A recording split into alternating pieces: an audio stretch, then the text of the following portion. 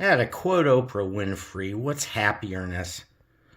Well, Rob Morrow talks about that on this interview from 1 to 1, April 27th, 1992.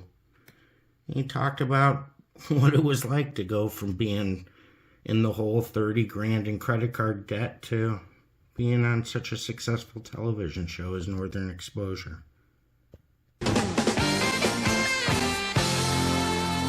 Up next is Rob Morrow.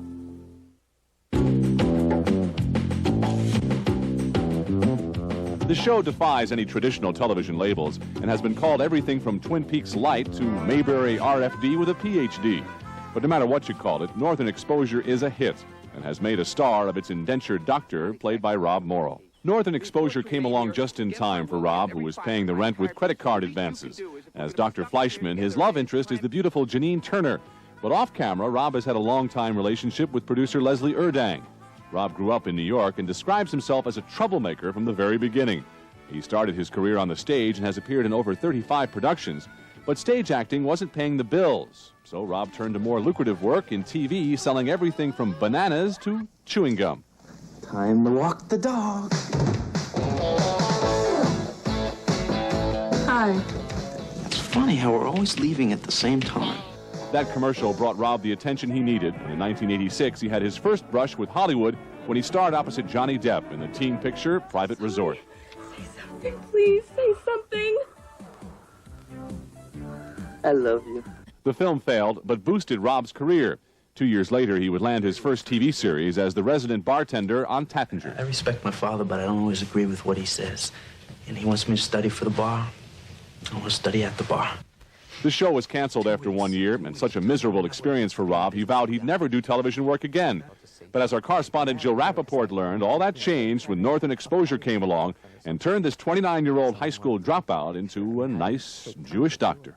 You know, it's hard to believe that over a year ago, you didn't have 2 cents to rub together. More than that, I was like minus many, many cents. And now you're on a top 10 hit. Do you ever sit back and say to yourself, I cannot believe that I'm on a hit show? I don't quite accept it being a hit in terms of a broad scope because I'm scared it's going to end, you know, so I don't want to say, oh, I'm set, now I'm on a hit show and I'm set, because I think, well, it's going to end tomorrow, the ratings are going to dip or whatever. But I do, I feel incredibly lucky to be making a living as an actor and be in something that has integrity. When people come up to you on the street now, they recognize you from the show, how do you handle that? I'm just starting to get the sense where it can be a hassle sometimes, because it's just, you know, if you're not in the mood for whatever reason, it's just like anything. If you're focused on something or thinking about something or with someone or having an intimate conversation and someone wants to take your picture, how do you take time to deal with that? You know, a friend of mine went to a baseball game once with Jack Nicholson, and I said, what was it like? You know, man, Jack Nicholson a baseball, what? He just must be barrage. And they said, people would come down and say, excuse me, Miss Nicholson, can I have your autograph? And he'd say, no, but thanks for asking, you know? And it was like so perfect. How do your parents feel about their son being such a star? They don't think I'm a star. They just, you know, I'm working, and so I think they're excited and happy that I'm making a living, and, you know, that they can say, well, that's my son. I think most Jewish moms would love their sons to be a doctor, so mine got the second best thing, you know? I got to do what I wanted, and she could say I play a doctor. She's a really good, strong woman, and she raised me. You know, my parents separated. And your parents divorced, I believe you were 9 years old? Yeah. How did you handle their breakup at such a young age?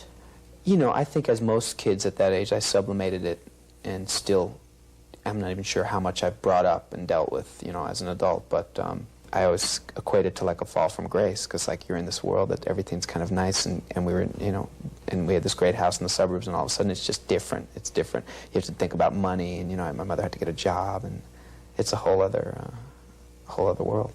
Were you a rebellious kid? Yeah. Yeah, I was definitely trouble. What'd you do that was so terrible? I would steal things, you know, or I would never work in school. I would never work on my homework ever. Anything that was any kind of restrictions that were put on me, whatever, be it that they were good or right or anything, I would resist. So if I was said to come in at 9, I would show up at 11. I asserted my independence at a pretty young age. I mean, I split and moved out on my own at 17 and a half. And you were expelled from school? Yeah, sure. I think more than once. So here we basically have this strong, independent kid who rebelled at a very young age, goes off on his own. When did you get bitten by the acting bug? When I was 15, I was living with my dad in Florida, and went to see the movie Grease with a friend of mine, and I just watched John Travolta, and I thought, it looks like such an incredible, fun way to spend your day, you know, and I guess I thought I might be able to do it. And I remember walking down the steps of this theater and saying to my friend, oh, you know, I'm going to be an actor, as if it were something that I had planned for many, many years. And he said, oh, I never knew that. And I was like, oh, yeah, I've been planning on it. What made you think that you had what it takes to possibly succeed in a business where so few do? I don't know. Ego, you know, megalomaniacal. You know, just listening to you and talking with you, you strike me as a type of person that does have, on one hand, a lot of confidence, but also suffers from a lot of insecurity at times. Yeah, definitely. Most of the time. Mostly every day. I wouldn't trust anyone who wasn't insecure, you know? I mean, I just think, I mean, we die, you know? Where's the security? You have a woman in your life back in New York. Is it difficult having a long-distance relationship? Oh, yeah, it's hell. Especially now, because we're both so utterly immersed in what we're doing that it's hard for her to come here, and it's very hard for me to come there. Any marriage plans for the two of you? I don't know, maybe. It depends which day you ask me, you know? How about on the day that she's listening to this interview? There's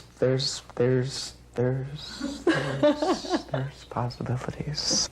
You know, to me, if we decide to have a kid, that's what would make marriage, especially coming from a divorced family, I have nothing against it, but that's not what interests me. The idea of having a child with someone, that's what the marriage is. That's when it's consummated. That's when it's official. You once used 3 words to describe yourself. That's all? Remember? That doesn't sound like me. Well, in one of those articles I read, there were 3 words that you used that kind of summed up what you were all about. What are they? Shy, pretentious, passionate. Actually, I had that they were happy.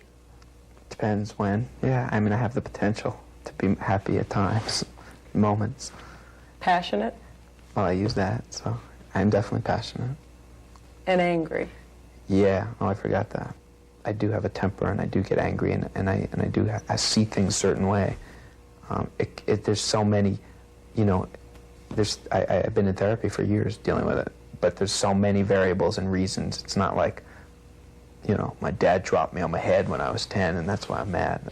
You know, we touched on how fortunate you feel with where you're at this time. Do you wake up in the morning and really feel that you've come a long way? Maybe not when I wake up, but, you know, a couple hours later, you know, there's definitely times where I feel that. Yeah, I'm very much constantly aware of how fortunate I am right now. But it takes a few hours in the morning for me to get there.